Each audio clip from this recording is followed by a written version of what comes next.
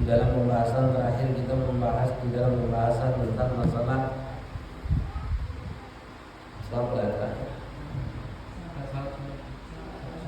syarat surut wujud, syarat diwajibkan kita sholat. Sekarang masuk di dalam syurutus shihah, syarat sahnya sholat.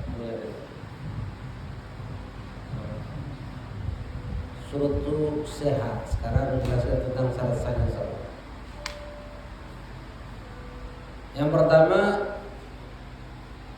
syurutus shihah, syarat sahnya sholat itu adalah taharatul hadatsain, suci daripada dua hadas, baik itu hadas kecil ataupun hadas besar.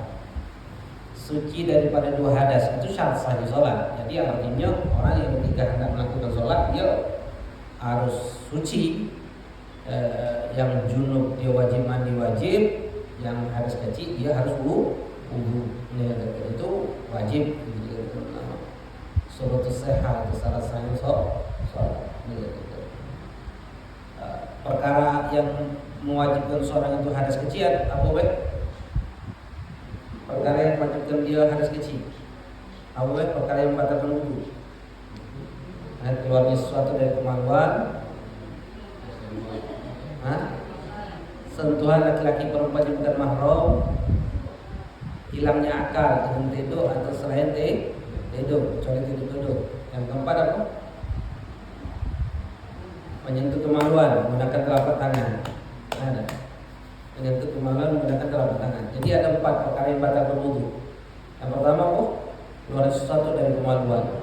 Yang kedua hilangnya akal dengan tidur atau selain tidur. Yang ketiga bersentuhan laki-laki perempuan bukan mahram. Sehingga lamu laki kita batal, lamu bini kita, batal.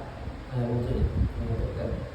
Sehingga yang keempat menyentuh kemaluan menggunakan telapak tangan. Ini termasuk perkara yang membatalkan wudu. Makanya dikenal dengan hadas kecil. Orang yang tidak melakukan salah sikap itu maka diharuskan dia untuk hadas wudu, suci dari hadas kecil. Sedangkan hadas besar apa baik? Hadas besar apa baik? Yang pertama adalah keluarnya mani, jima. Yang pertama jima, hubungan badan. Yang kedua keluarnya mani. Yang ketiga haid. Yang keempat nifas. Yang kelima melahirkan. Yang keenam kematian. Tapi mati itu bukan hadas. 5 yang diwajibkan. Dikategorikan hadas besar. 5 perkara tersebut dianggap hadas besar. Itu hadas besar. Jadi ada hadas kecil, ada hadas besar. Sedangkan syarat sahnya sholat suci daripada dua hadas tersebut. Artinya jika ada seorang dalam keadaan hadas, maka hukum sholatnya tidak sah. Nah, jika dia sengaja masuk ke dalam sholat dalam keadaan hadas, haram hukum. Karena dia memasuki ibadah yang rusak. Karena syarat sahnya sholat suci, kemudian dia dekati wudu, dia sholat, haram hukumnya.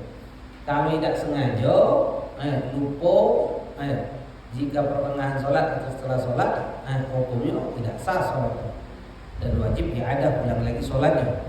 Berdosa dah? Tidak berdosa kata ulama. Kalau tidak sengaja. Tapi kalau sengaja, haram. Makanya kita tu tak boleh pura-pura masuk dalam sholat, tu tak boleh. Ecek-ecek sholat, tak boleh, haram. Ecek-ecek kita dalam sholat, itu tak boleh. Kenapa haram? Kenapa haram? Karena memasuki ibadah yang rusak. Pura-pura. Sedangkan syarat sah sholat itu harus suci. Dia pura-pura sholat. Misalnya contoh lagi yang kentut di tengah sholat. Lagi sholat, di shop, kentut gitu. Kalau mak, jingo buang kan? Capek gitu. Lanjut deh. Apa kami? Haram. Karena dia memasuki ibadah yang rusak. Tak boleh dia pura-pura. Itu yang dikatakan Allah. Kecuali kata ulama, ada sikap permasalahan sahnya sholat wong yang dakati wudu atau dakati mandi wajib, tidak ada hadas besar atau hadas kecil. Sholatnya namanya fakir torel, orang yang tidak mempunyai dua kesucian. Jadi kan wong itu kalau orang yang tidak bisa wudu dia tayamum, tidak bisa tayamum tetap wajib sholat. Kalau junub dia wajib mandi, kalau tidak mampu mandi dia tayamum, tidak mampu tayamum dia wajib sholat. Namanya faqidu torel. Faqidu torel itu wong yang tidak mempunyai dua kesucian. Itu namanya faqidu torel. Wong yang tidak mempunyai dua kesucian. Wong yang tidak mempunyai dua kesucian tetap wajib sholat. Contoh masalah wong yang lagi sakit di rumah sakit, kapal, misalnya pakai pampers, disitulah ada berselang, misalnya najis tadi pakai selang, pakai tel seperti itu, impus. Kemudian dia diperintahkan dalam syariat untuk apa? Untuk kalau nak sholat wajib sholat. Kalau selagi akalnya masih ada kan wajib sholat. Tidak baca sholat apa yang harus dilakukan? Kalau tidak mungkin ke sholat, dia harus wudu. Jika dia mampu sholat wajib wudu. Jika tidak mampu wudu dia wajib tayamum. Jika dia tidak mampu tayamum tetap wajib sholat. Dihormati wadat untuk memperbuat sholat itu. Sah sholatnya? Sah sholatnya. Ini pengecualian kata ulama. Di dalam syarat sahnya sholat itu harus suci daripada dua hadas. Dan syarat yang pertama ini harus suci daripada dua hadas. Dikecualikan bagi mereka yang dikatakan apa? Faqidu torel, orang yang tidak mempunyai dua kesucian, tidak mampu untuk wudu, tidak mampu tayamum, tidak mampu mandi wajib, tidak mampu tayamum, tetap wajib sholat. Kalau seandainya ada wong sakit tapi masih sadar, tapi tidak baca apa-apa lagi sudah, sadar, tidak baca apa-apa lagi sudah, ke kamar mandi tidak baca, sedangkan najis galau, dia harus wudu, tidak baca. Dia tayamum tidak baca juga karena ada najis tadi. Syarat sahnya tayamum harus suci dari najis. Kalau mau dalam keadaan ada najis di badannya syarat tayamum tidak sah dia tayamum. Tetap wajib sholat. Sholatnya itu dihormati wadat. Ini pengecualian. Begitu juga ada lagi namanya daimul hadas. Daimul hadas itu siapa? Wong yang terus-terusan dalam keadaan hadas. Contohnya kalau lanang biasa netes kencing. Wong yang netes itu wajib sholat, Macam mana sholatnya? Kalau yang lanang itu apa yang pertama dia sudah masuk waktu sholat, cebok, singkir yang terkena najis, dia tampil, kemudian dia wudu, dia wudunya nawaitu wudu istibahati fardhu shalah, dia wudu untuk diperbolehkan sholat wajib, kemudian cepat-cepat sholat. Ketika sholat masih netes, sah tak sholatnya? Sah sholatnya. Contoh lagi kalau perempuan pada umumnya ini istihadah, keluar darah bukan di waktu haid dan bukan di waktu nifas, wajib sholat tak? Wajib sholat. Bagaimana caranya? Masuk waktu sholat, yang kedua bersihkan yang terkena najis, yang ketiga dia harus tampil malu tersebut supaya tidak keluar darah lagi. Kemudian apa yang harus dilakukan? Wudu ini. Niat wudunya nawaitu wudu istibahati fardhu shalah. Niat wudu untuk diperbolehkan sholat wajib, habisnya cepat-cepat sholat. Ketika sholat masih keluar darah haidnya, masih keluar darahnya tersebut, sah tak sholatnya? Sah sholatnya. Karena apa? Karena dia daimul hadas, orang yang terus-menerus dalam keadaan hadas. Itu yang dikatakan ulama. Ini yang pertama, syarat sahnya sholat.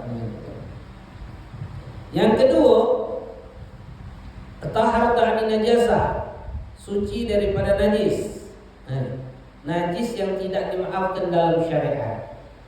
Syarat sahnya sholat harus suci dari najis yang tidak dimaafkan dalam syariat.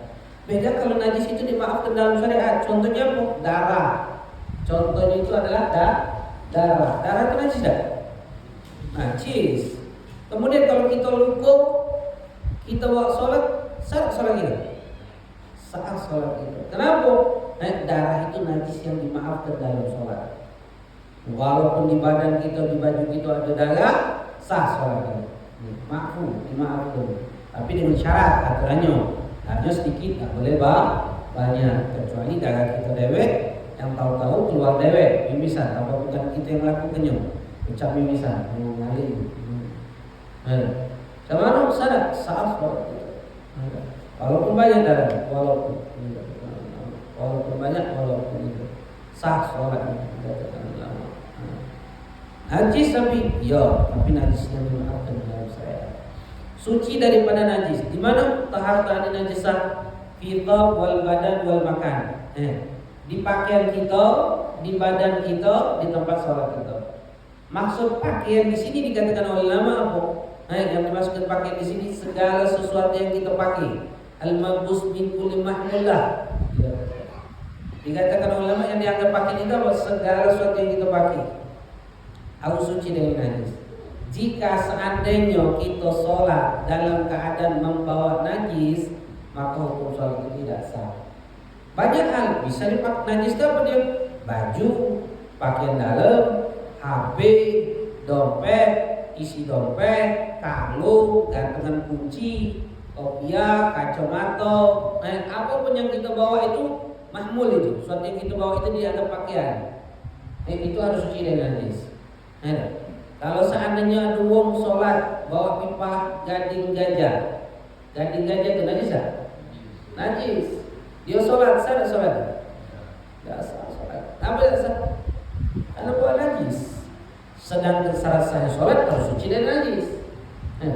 Pernah kejadian mana? Pernah diceritakan HP dulu waktu budak masih kecil, HP ini didekatkan ke budak untuk dengarkan ngaji Quran.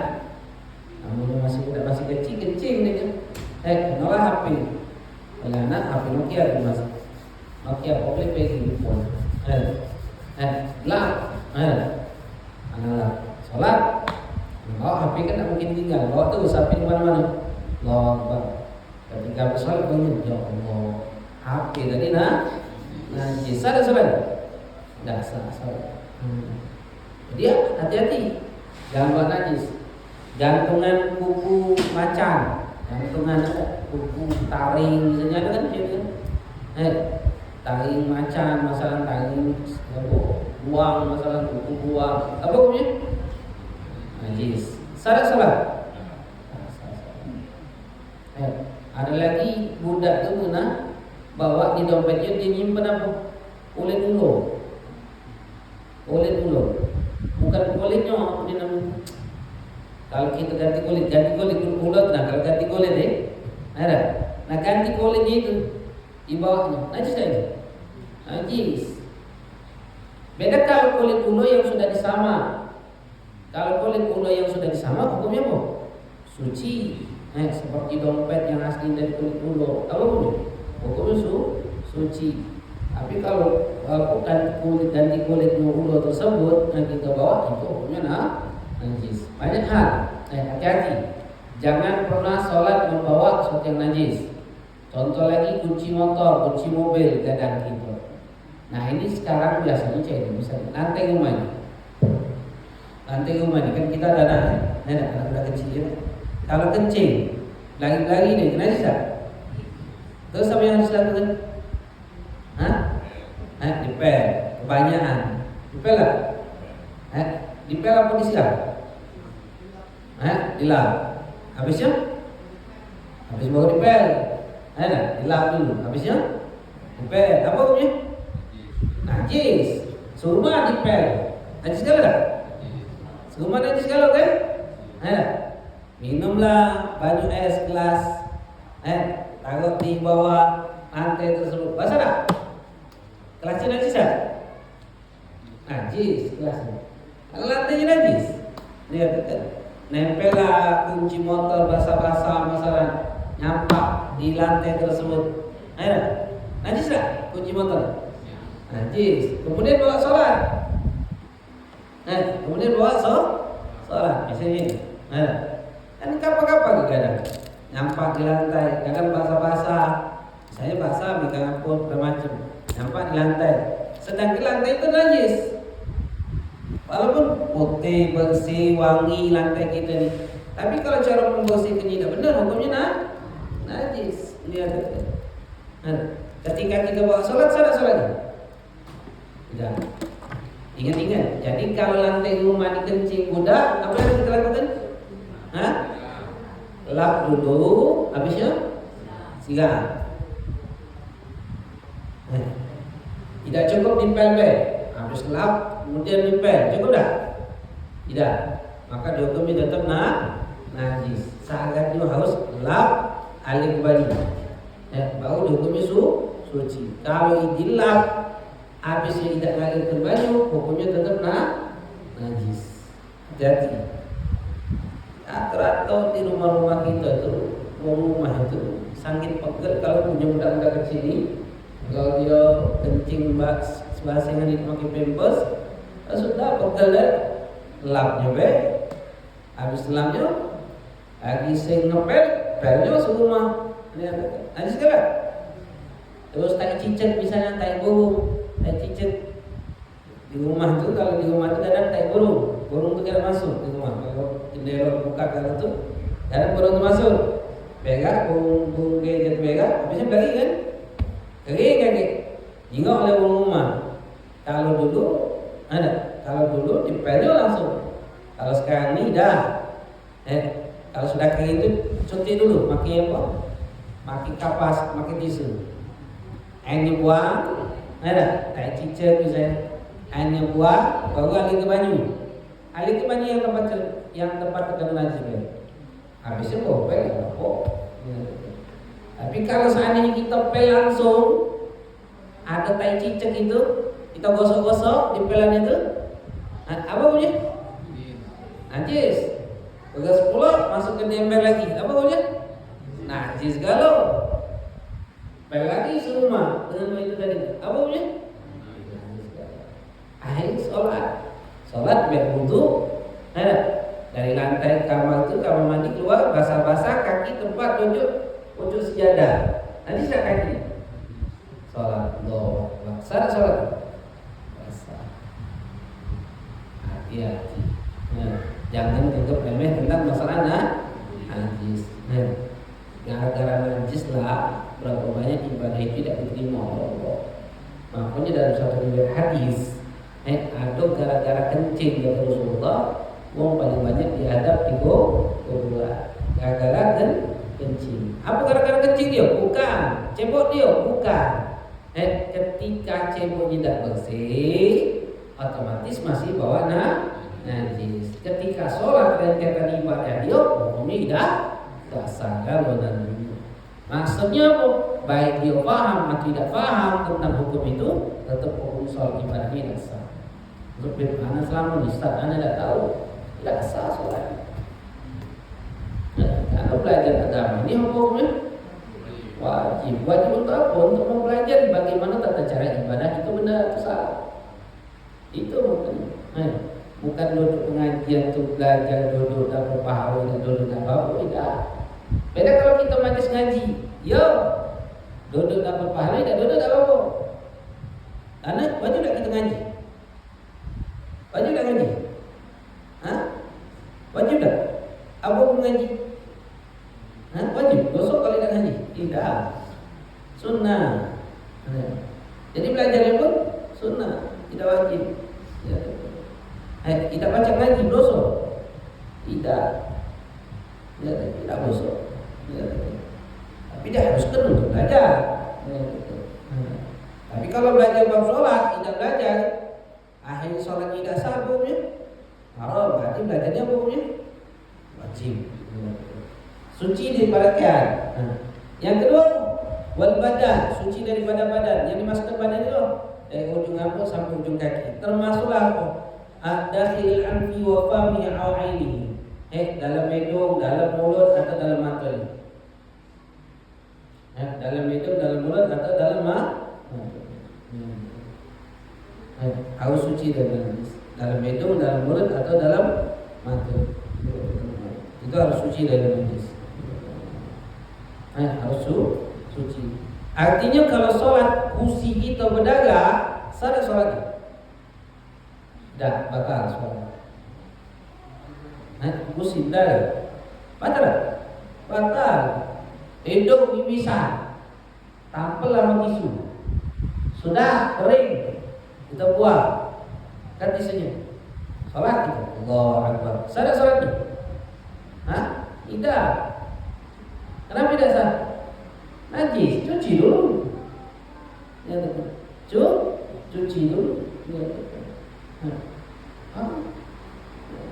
Itu hati-hati. Muntah. Kalau lagi sholat, kekenyangan keluar sedikit. Apa hukum sholatnya? Hah? Karena kan kita kalau terawih biasanya kekenyangan buku kan. Terawih pas sholat, pas rukuk keluar dikit. Keluar dikit. Apa hukumnya? Sholatnya batal sholatnya. Kenapa? Ada najis. Mana cara bersih ini? Harus ngobrol. Buang. Cara membersihkan muntah itu harus seperti itu. Jangan kita langsung minum, haram. Kenapa kalau kita langsung minum habis muntah kita minum apa? Haram. Kenapa haram? Najis kalau boleh itu.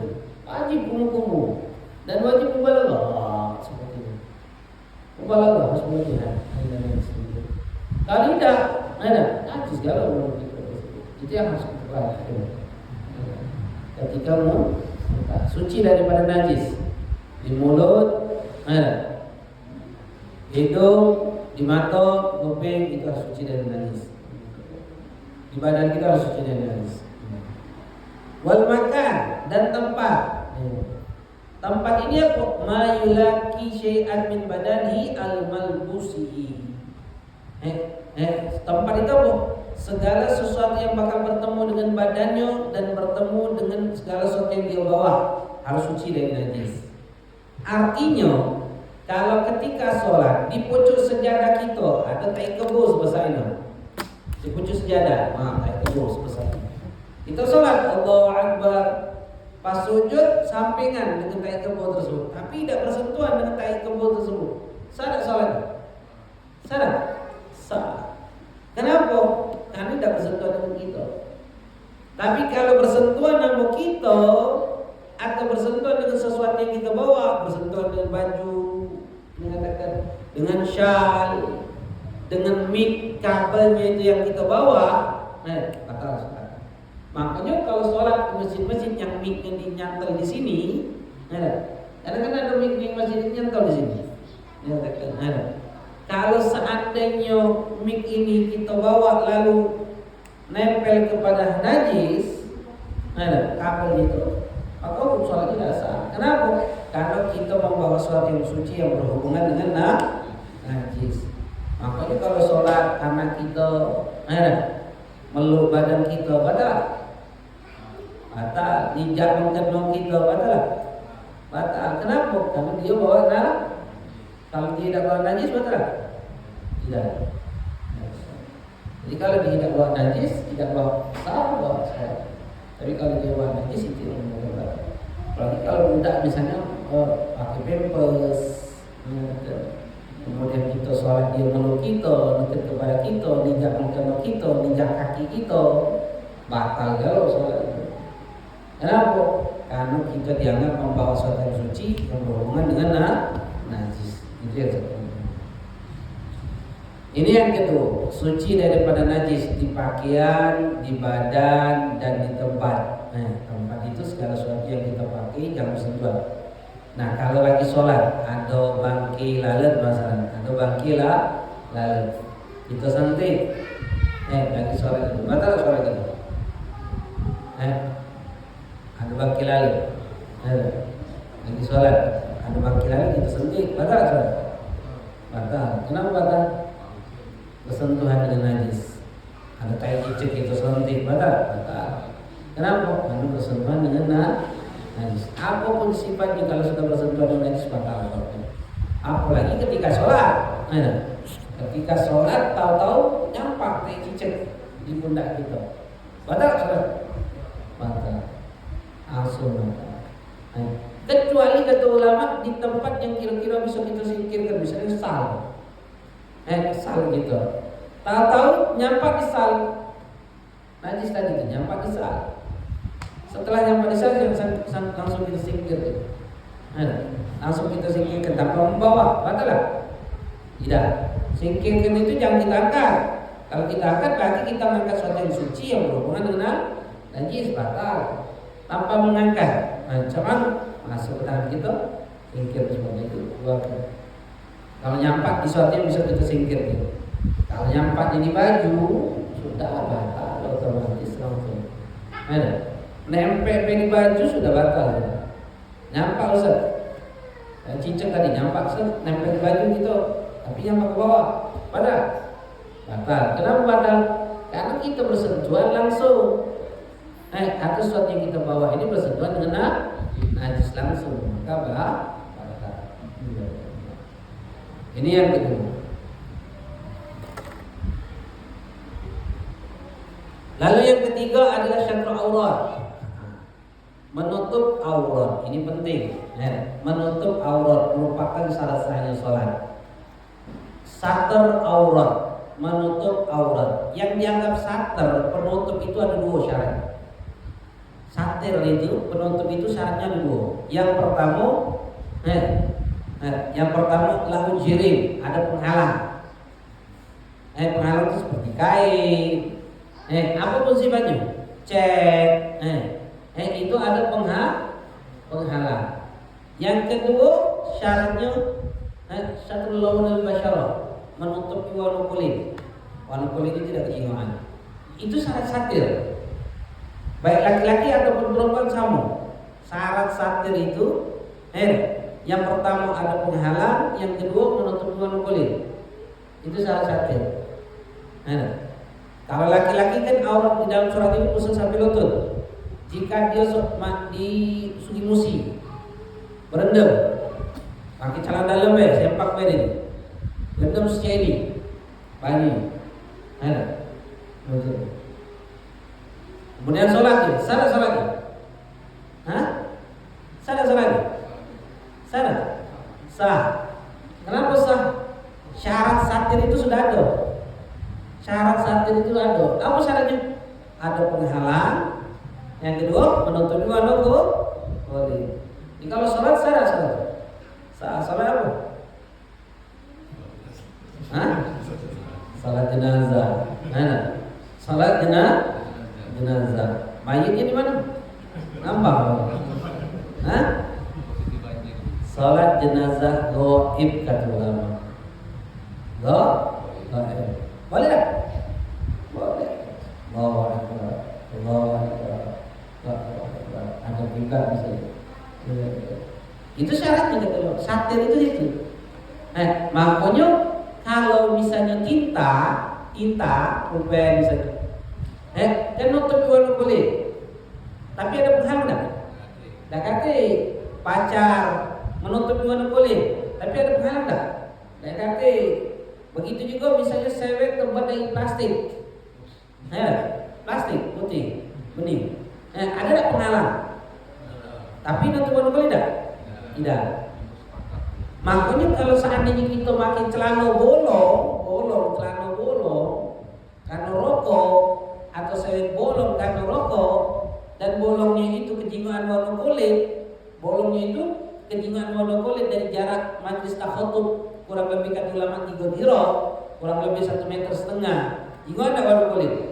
Kalau kejinguan warna kulit, maka maki sewek itu, maki celana itu hukum syarat tidak sah. Kenapa? Karena terbuka auratnya.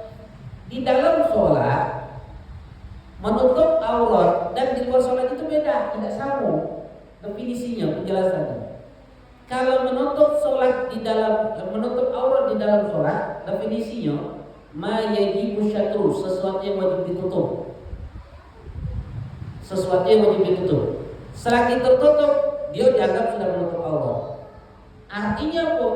Jika terbuka, kelihatan atau tidak kelihatan, batal sholat. Itu menutup aurat. Jadi definisinya gini dalam sholat itu. Sholat itu menutup aurat syarat sahnya sholat. Menutup aurat itu maksudnya bagaimana? Suatu yang wajib ditutup. Jika terbuka, kelihatan atau tidak kelihatan, batal sholat. Contohnya apa? Masalah celananya bolong di belakang, di kamar gelap, sholat. Salah sholatnya? Salah sholatnya? Dewean? Gelap? Salah? Gelap. di belakang bolong. Pakai celana. Di belakangnya bolong di pantatnya. Saya lana sholat. Tapi tidak sah. Karena definisi aurat itu dalam sholat itu menjadi sesuatu yang wajib ditutup. Jika terbuka, kelihatan atau tidak kelihatan, batal sholatnya. Walaupun bukan tidak kejingan, walaupun tidak kejingan. Kenapa? Karena wajib ditutup. Beda kalau di luar sholat. Kalau di luar sholat, aurat itu mayajibu syatru wa yahramnahu. Sesuatu yang wajib ditutup dan diharamkan untuk dilihat.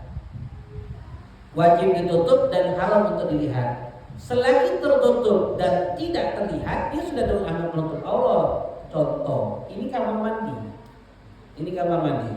Nah, ini bayangkan ini, di kaca ini sudah dianggap sate belum?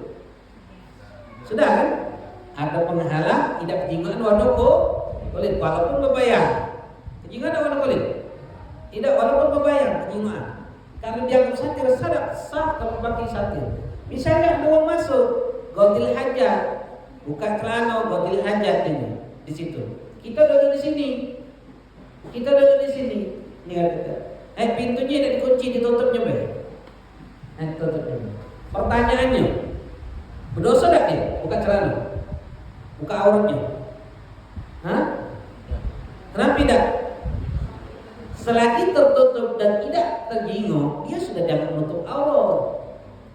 Tapi kalau dia sholat, sah sholatnya? Tidak.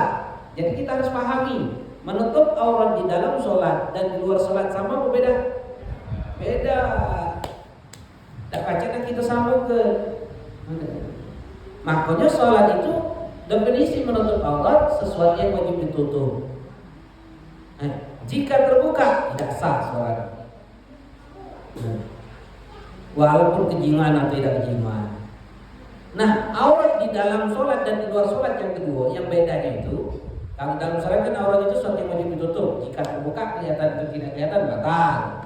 Kalau di luar sholat sesuatu yang wajib ditutup dan diharamkan untuk dilihat. Selagi tertutup dan tidak terlihat, dia sudah dianggap menutup aurat. Itu yang pertama.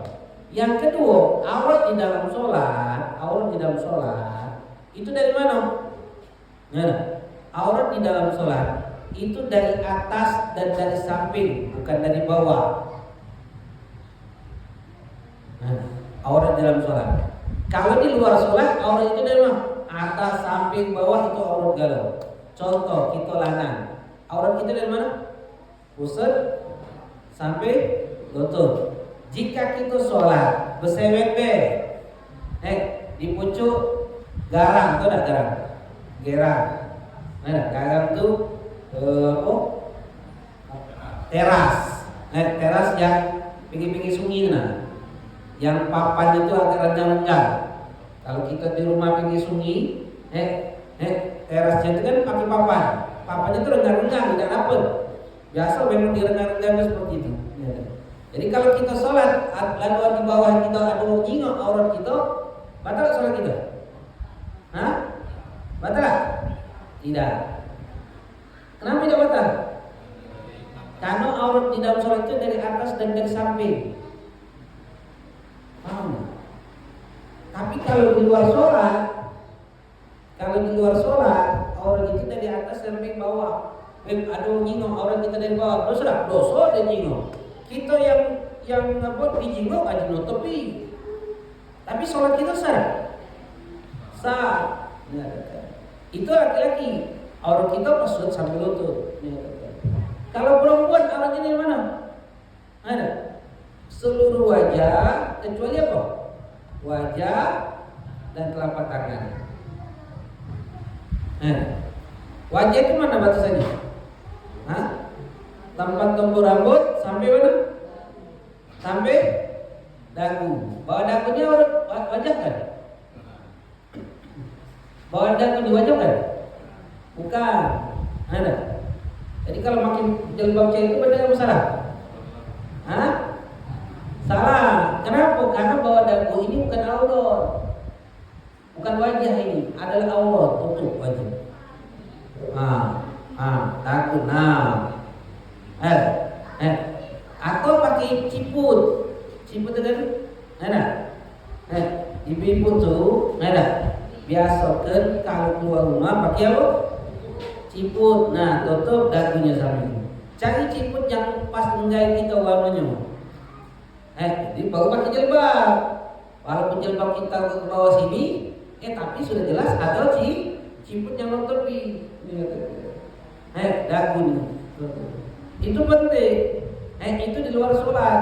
Kalau kita buka dosa aurat itu. Kenapa? Karena wajib ditutup. Nah, ketika sholat juga sama. Makanya harus ada tanda dagu. Kalau mengkenanya di bawah dagu, sah sholat? Tidak sah sholat. Tonggak tunggila sholat tonggak tunggil. Sah sholat? Tidak sah sholat. Kenapa tidak sah? Karena syarat sahnya sholat menutup aurat. Itu yang pertama. Kemudian perempuan itu auratnya sama, mencak dari lanang, dari atas dan samping, bukan dari bawah.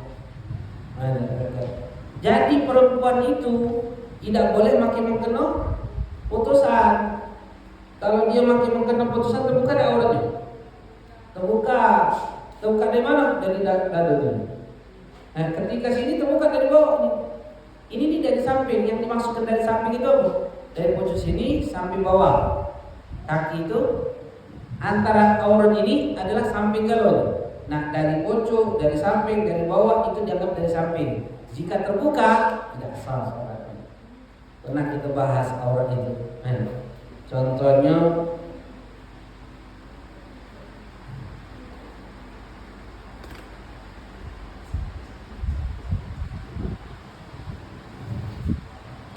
seperti ini. Sah sholatnya? Tidak sah sholatnya. Kenapa tidak sah sholatnya?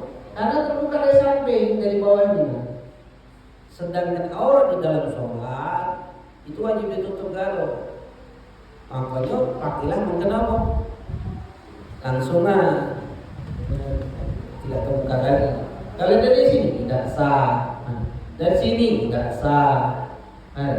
Kemudian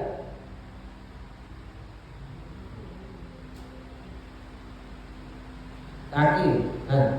Nah, dari sini mengkena putusan tidak sah juga. Beda kalau seandainya seperti ini tadi tuh.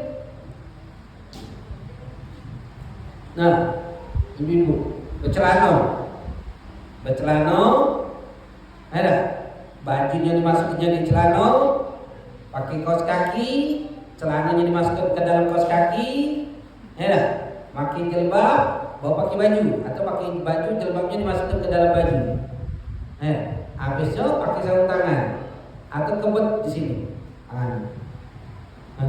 Atau misalnya pakai baju renang, nyelam yang kejenuhan gayanya kan, kalau nyelam dengan perempuan, salah sholatnya? Salah, karena tidak disyaratkan kita itu perempuan lanang, tidak disyaratkan kalau betina itu harus pakai mengkeno, tidak syarat. Lanang itu harus pakai sewet, tidak syarat.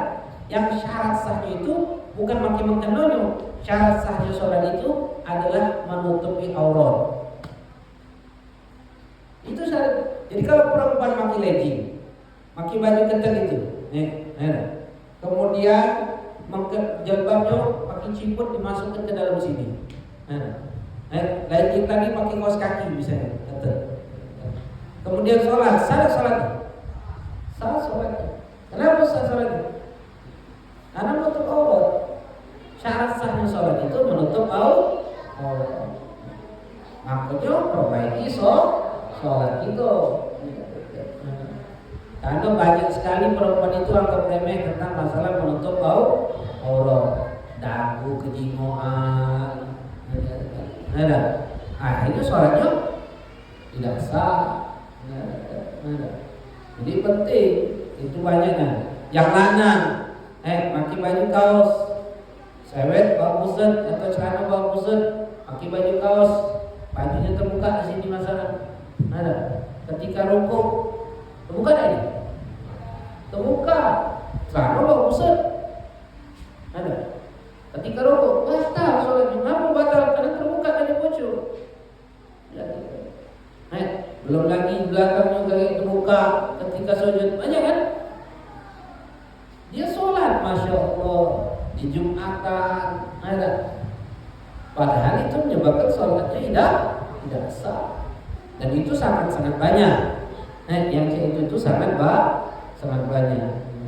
Angkanya perhatikan. Menutup aurat. Nanti kita bahas lagi. Ada batasan-batasan dalam aurat. Kemudian yang keempat, istiqbalul kiblat, menghadap arah kiblat. Li'ainiha yaqinan fil qurbi. Menghadap arah kiblat. Ulama mengatakan menghadap arah kiblat ini dengan dada kita. Yang dimaksudkan kiblat ini adalah Ka'bah, kata ulama. Dihadapkan dada kita menghadap arah kiblat. Kalau ditarik benang merah, dada kita itu menghadap kiblat. Kalau jingok Ka'bahnya garis merah ini ada kiblat. Kalau kita tidak jingok, sangat kuat kita ini sudah hadap arah kiblat. Lalu ulama mengatakan boleh tak miring kanan sedikit, miring kiri sedikit. Ulama berbeda pendapat. Ada yang mengatakan boleh jihad, menurut pendapat jihad arah. Kalau sana arah kiblat, miring kanan sedikit, miring kiri sedikit, tidak apa-apa. Ada lagi yang mengatakan tidak, harus sangat kuat ainul Ka'bah. Mantap, tak boleh miring kanan sedikit, miring kiri sedikit, tak boleh. Jadi ulama berbeda pendapat. Nama melu serah, melu yang mana kita. Kalau kita sekarang ini, zaman sekarang ini cukup melok jihad arah Ka'bah. Mana sana? Sudah. Kalau tak itu arah sana. Itu yang keempat, menghadap arah kiblat. Sholat wajib kita menghadap kiblat, kecuali ada 3 kondisi. Kita boleh sholat tidak menghadap kiblat. Yang pertama, syiddatul khauf, puncak rasa takut. Contohnya dalam peperangan. Ketika perang berkecamuk, boleh sholat pas sholat musuh nyerang, boleh kita pada saat itu bergerak tanpa membatali sholat. Tidak perlu lagi ngadep arah kiblat sambil ngayunkan pedang boleh. Atau contoh lagi sholat di masjid, gempa, apa yang harus dilakukan? Lari gitu. Batalkan tidak sholat? Tidak perlu dibatalkan. Namun sholat apa? Syiddatul khauf, puncak rasa takut. Ini kondisi pertama. Yang kedua, wajib qadha tak? Wajib ulang lagi sholat tidak? Tidak wajib sholat. Yang kedua kondisinya uzur. Itu tidak bacakan kiblat. Kenapa? Masalah sakit atau di pucuk pesawat, di kapal terbang, ngadep arah pesawat. Maka kata ulama apa? Sholat ngadep arah pesawat itu tidak perlu ngadep kiblat, tapi wajib iadah sholatnya. Kalau sudah baca ngadep kiblat, wajib ulangi lagi sholatnya. Ini yang kedua. Lalu yang ketiga, sholat sunnah di dalam perjalanan mubah. Kalau kita dalam keadaan perjalanan mubah, walaupun ke kota inilah, boleh sholat di pucuk kendaraan itu. Pucuk mobil masalah sholat. Tak bebas sholat duha, tapi sholat sunnah kata ulama yang diperbolehkan. Perjalanan mubah. Kiblatnya mana? Ngadep arah jalan mobil juga. Allah ruku, tidak sujud lebih rendah daripada ruku. Itu dalam sholat sunnah. 3 kondisi ini boleh kita tidak ngadep arah kiblat. Selain ini wajib kita sholat ngadep arah kiblat. Itu syarat yang keempat di dalam sholat. Yang kelima, dukhul waqt, sudah masuk waktu sholat, yakinan adzan. Yakin sudah masuk waktu sholat atau adzan sangat kuat sudah masuk waktu sholat. Jadi ketika hendak sholat, syarat sahnya itu kita harus tahu dulu masuk waktu sholat atau belum. Jangan ketika sholat Allahu Akbar masuk belum waktu? Oh iya sudah. Syarat sholatnya? Dah. Walaupun sudah masuk waktu sholat. Kenapa? Karena syarat sah sholat itu harus tahu dulu sudah masuk waktu sholat secara yakin atau don sangat kuat sudah masuk waktu sholat.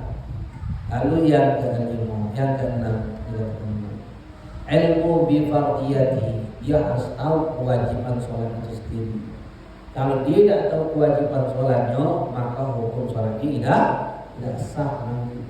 Dia harus tahu kewajiban hukum sholat. sholat tersebut. Jangan sampai tidak tahu kewajiban sholat tersebut. Seperti contoh sholat jenazah. Apa hukumnya? Wajib apa sunnah? Hah? Wajib apa sunnah sholat jenazah? Hah?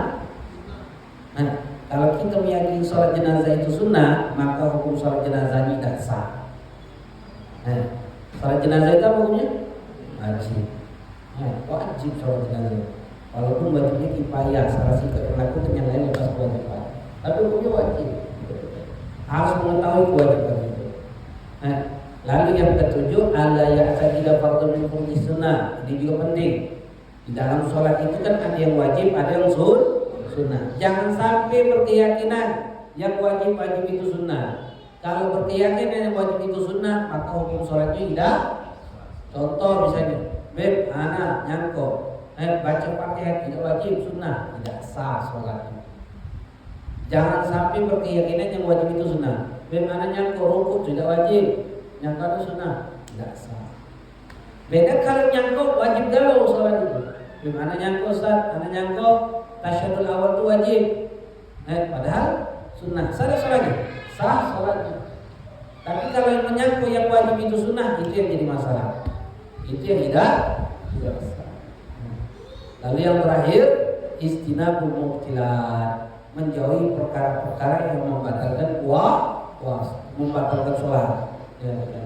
Jadi ketika sholat itu wajib. Kaki kita pahami, kita belajar apa hal-hal yang bisa membatalkan sholat. Itu penting nanti kita tahu, karena banyaknya hal-hal yang bisa membatalkan sholat, dan kita wajib menjauhi perkara-perkara tersebut. Nah, inilah 8 perkara kata ulama, 8 perkara tentang syarat sahnya sholat. Itu yang harus kita lakukan. Yang pertama tadi harus suci dari 2 hadas, baik itu hadas kecil dan hadas besar. Yang kedua tadi adalah taharah min najis, suci daripada najis. Yang ketiga tadi menutup aurat. Yang keempat menghadap kiblat. Yang kelima sudah mengetahui masuk waktu sholat. Yang keenam harus menutup kewajibannya.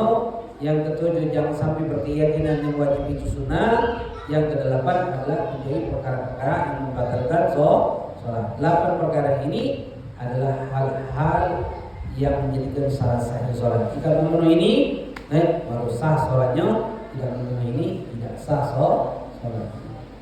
Wallahu a'lam bishawab. Ada yang kita bahas.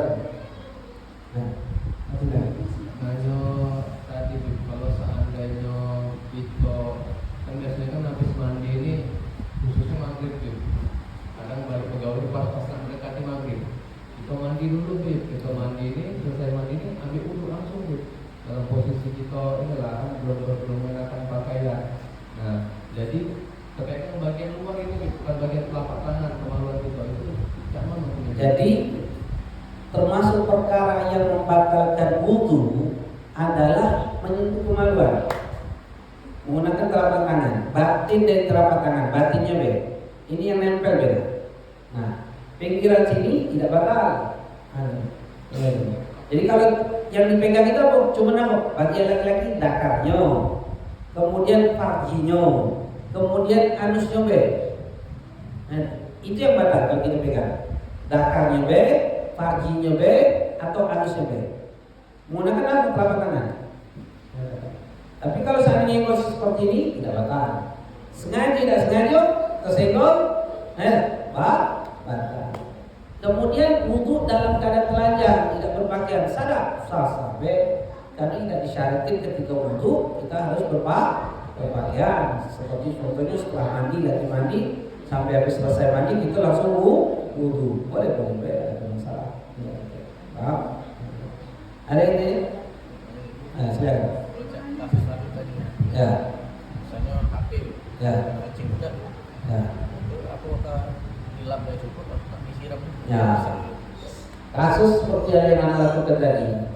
Dulu kena HP anak, kena kencing muda. Jadi kan kena HP, kena kencing kan. Jadi lape. Kemudian kita bawa sholat. Sadar sholat. Sah. Kenapa? Karena HP-nya najis. Akhirnya olehnya syarat mesti kena najis harus syaratnya apa? Harus ngalih ke baju. Jadi uji wong tuh buka dulu baterainya, ada. Buka dulu baterainya nasiga, ada. Siap, mungkin kalau belakang kulkas kalau belakang kulkas ya cepet. Sudah kalau belakang kulkas sudah kering, yakin kering, nah pasangnya lagi ternyata tidak hidup rusak. Bawa kipi yang mana ini bawa kipi ya. Ditanya udah kipi dengan apa Ustaz? Nggak baju, apa kalau baju senyampang? Tidak, ada sigam, ada najis budak. Jadi ada sigam, oh Ustaz, apa Ustaz sigam katanya? Nah, jangan nanti tidak tahu juga. Nah, mana cara nyuci ini? Lap besar. Oh, mana boleh? Cara mensucikan najis harus ngali ke baju. Tak mau dah kau itu sudah. Cara menghilangkan najis itu harus ngali ke baju. Tak baca cukup dilap dengan kain basah. Baik tetap najis kalau itu. Itu yang harus kita lakukan. Ada ini? Ya.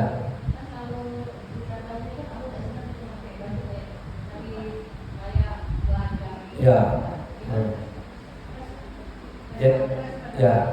Jadi kalau kita bahas tentang syarat sahnya syarat sholatnya, pakai legging, ya, pakai baju ketat-ketat, terus jilbabnya dimasukkan atau pakai baju genang itu, baju nyelam itu. Kalau kita bahas tentang syarat sholatnya, di mana? BLB di rumah B jangan keluar. Kalau keluar buat hal lagi, jangan kena sholat. Anda sholat itu tidak boleh kayak itu. Kalau keluar rumah kita harus rapi-rapi. Tapi kalau kita bahas tentang bab sholatnya, syarat sholatnya. Tapi kalau kita keluar pakai itu, tidak boleh. Rapi-rapi jangan membuka aurat. Bukan tertutup, tapi itu membentuk lengan tubuh. Itu yang akan menimbulkan fitnah. Makanya perempuan itu kalau pakai baju lebar-lebar, jangan ketat, jangan membentuk pakaian yang membentuk lengan tubuh. Karena itu akan menimbulkan syahwat. Orang yang syahwat gara-gara dia berdosa. Hati-hati. Apalagi kaki selfie pula. Lagi di mana? Lagi di pantai. Pakai baju. Oh, ini pas memang pantas Ustaz kan baju di pantai itu kan siapa yang menghadap pantas siapa? Ada kan kalau berpikir kalau di pantai itu memang bajunya harus baju genang, wajar gitu. Kan di pantai. Siapa yang menghukum seperti itu wajar itu siapa? Doktrin orang kafir. Sedangkan muslimah tidak boleh nak dia di pantai, nak dia di tempat rumah, nak di mana beda boleh. Kecuali dia di dalam rumah, di kamar dia. Itu baru boleh. Ustaz pakai di pantai kan tidak boleh, walaupun di pantai. Aturan siapa itu? Nak kalau kita nak ada aturan orang kafir, itu kan aturan siapa? Orang kafir. Untuk mengatur seperti itu, akhirnya kita ini terpelok-pelok dengan aturan itu. Itu yang setelah kita. Ada lagi pula bahasanya sekarang ni apa? Baju renang syar'i. Wow. Benar tak itu? Ada kan baju renang syar'i? Benar atau salah itu? Salah, ganti baju renang syar'i itu. Mana tuh baju renang syar'i? Jadi muslimah tu kalau nak berenang tu, makinlah baju renang syar'i itu. Mana tuh baju renang syar'i itu? Itu gawe wong kafir untuk merusak akidah umat Islam. Karena apa? Karena generasi kita ini kuncinya apa? Islam ini perempuannya. Kenapa? Ibunya. Kalau ibunya rusak, maka otomatis anaknya rusak. Pasti saudara. Dan wong kafir itu nak merusak Islam itu dengan cara apa? Merusak perempuan-perempuan. Kalau sudah perempuannya rusak, maka generasinya akan rusak. Nah, betul alhamdulillah. Ada itu? Ya.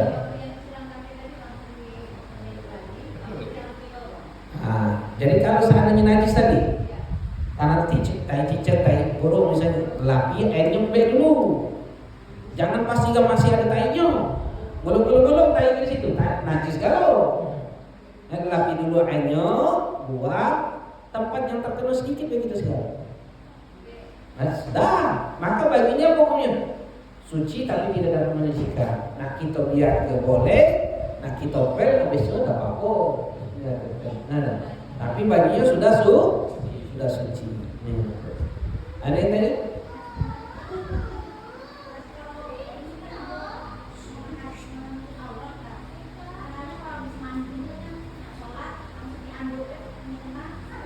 Makanya perempuan itu yang penting dia menutup aurat. Misalnya tidak berbaju apa-apa, makan nobe, tapi makan langsung. Bukan yang putusan, makan langsung. Tidak berbaju, tidak apa-apa, salah soalnya, salah, tidak ada masalah. Ya, tidak ada dosa, tapi bagusnya Rasulullah SAW itu mengatakan dalam suatu riwayat hadis, ketika hendak sholat kata Rasulullah, yusannu an yalbasa ahsana thiyabi wa yuhfadhu ma'a dzalika ala ma yatajammal bihi adatan wa aqam min ithnain. Kata ulama, disunnahkan untuk ketika kita sholat hendaklah kita pakai baju yang bagus, dan diperintahkan untuk kita menjaga di dalam pakaian itu untuk yang terbaik, yang terjamal lebih, pakaian yang bagus. Walaupun lebih dari 2 pakaian. Makanya sunnah kalau kita kemana-mana itu nak sholat harus lebih pakai 2 pakaian. Macam kita sekarang nih, kalau sering pakai gamis, pakai kaos dalam, pakai seret, pakai celana. Ini sunnah. Melebihi 2 lapis ini sunnah.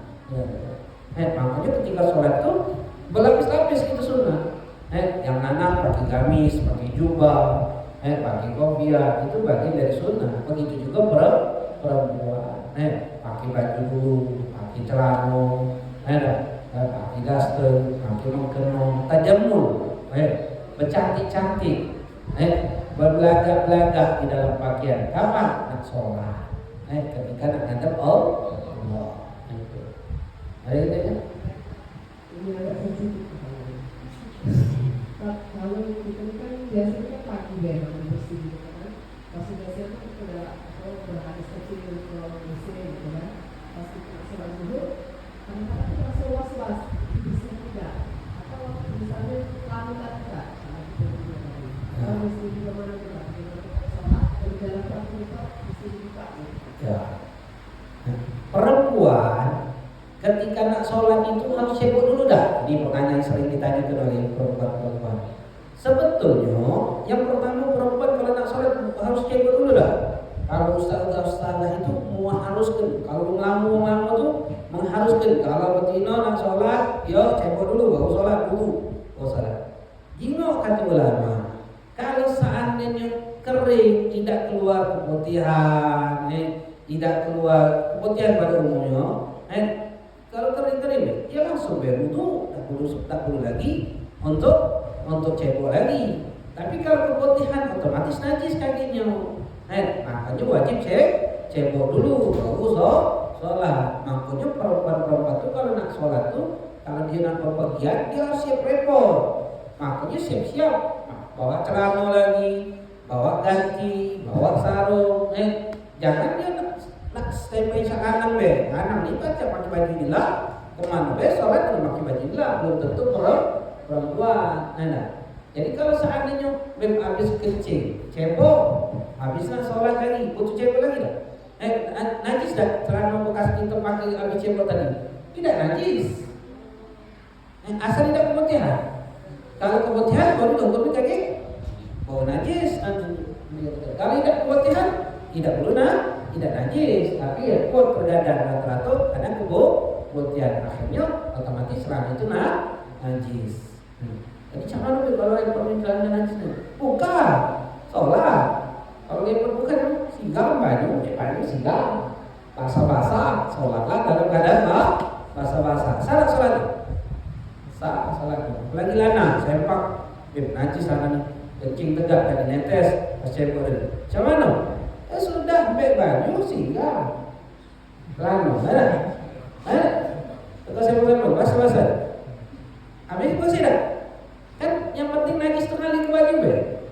Sudah bersih, sudah ngalir ke baju. Sholat lah. Ya, tapi basah. Tidak apa-apa daripada yang tinggal ke sholat. Pilih mana? Basah atau tinggal ke sholat? Harusnya. tapi banyak lu meninggalkan sholat daripada bahasa. Itu yang paham? Ada yang tanya lagi? Ini melenceng dari tema. Ya, betul. Karena di Umar kemarin itu kan 40 hari sholatnya tidak terima. Ya. Ibadah tidak terima. Ya. Itu yang ke depan. Jadi ulama berbeda pendapat tentang makna umum yang menentukan amalnya tidak diterima oleh Allah. Kapan amalnya tidak diterima? Kalau dia tidak bertobat. Tapi kalau dia bertobat pada saat itu, selesai urusannya. Inna Allaha ghafurur rahim. Kalau dia tidak bertobat dengan amal, dia tidak diterima oleh Allah. Sedangkan ketika dia bertobat, amalnya akan diterima oleh Allah Subhanahu wa taala. Amal yang akan dilakukan, amal yang akan dilakukan. Tapi kalau dia pada saat itu dia bertobat, diterima oleh Allah. Itu maksiat bainahu wa bainallah, maksiat antara dia dengan Allah. Itu lebih gampang untuk diterima taubatnya oleh Allah dibandingkan maksiat dia dengan makhluk. Allah tidak akan terima taubat dia kecuali selesai dulu sama makhluk tadi. Kalau makhluk ini tidak ridho, tidak selesai urusan ini sampai nanti dibawa ke akhirat.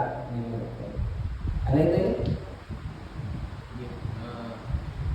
Perihal wanita sholat itu baiknya di masjid atau di rumah? Kalau perempuan bagusnya di mana? Di rumah. Di mana rupanya? Di kamarnya. Itu paling bagusnya betina sholat. Beb kami ini gandong misalnya tua sudah di rumah tidak digewang lagi sudah di sholat di masjid boleh? Tak apa bagus perempuan sholat di masjid kalau tua-tua. Tapi pakainya ada harus pakaian biasa tidak salah wangi-wangian, terus nutup aurat. Penting nutup aurat nih, jangan makin mengenal di rumah. Kalau sudah makin mengenal di rumah, ibu-ibu singa menjingau ini ke masjid apa? Mengenalnya, diangkatnya sampai ke betis-betis. Takut kotor. Ada yang kayak itu? Hanya, tak boleh. Tidak boleh kayak itu tuh. Aurat dosa. Betul? Dosa. Ada yang tadi? Hati Wallahu a'lam bishawab. Bismillahirrahmanirrahim.